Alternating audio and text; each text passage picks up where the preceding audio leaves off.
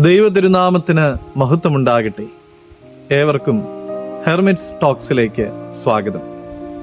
ഇത് ഹെർമിറ്റ്സ് ടോക്സിന്റെ 1053 ദിവസം. ഇന്നത്തെ പ്രഭാത ചിന്ത ശുദ്ധമുള്ള ലൂക്കോസ് 18 അധ്യായം 41 തിരുവചനമാണ്.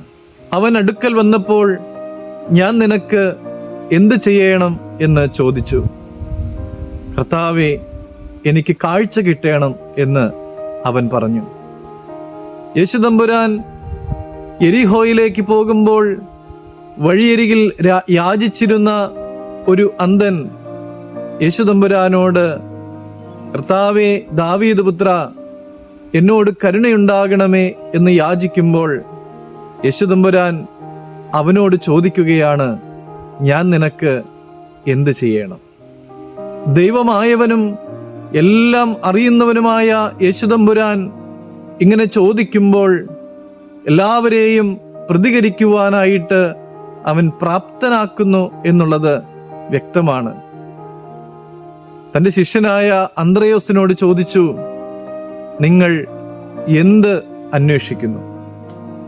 തളർവാദ രോഗിയോട് ചോദിച്ചു, നിനക്ക് സൗഖ്യമാകുവാൻ മനസ്സുണ്ടോ? ബർത്തിമായിയോട് ചോദിച്ചു, ഞാൻ നിനക്ക് എന്തു ചെയ്യണം?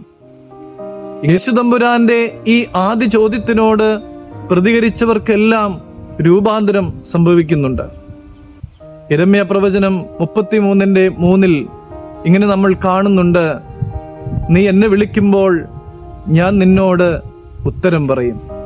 പ്രിയമുള്ളവരെ, ജീവിതത്തിൻ്റെ ഇരുൾ നിറഞ്ഞതായ അവസ്ഥകളിൽ രോഗത്തിൻ്റെയും കഷ്ടപ്പാടിൻ്റെയും ബുദ്ധിമുട്ടുകളുടെയും ഒക്കെ നടുവിൽ യേശുതമ്പുരാൻ എന്നോടും നിന്നോടുമൊക്കെ ചോദിക്കുന്നുണ്ട്, ഞാൻ നിനക്ക് എന്ത് ചെയ്തു തരണം?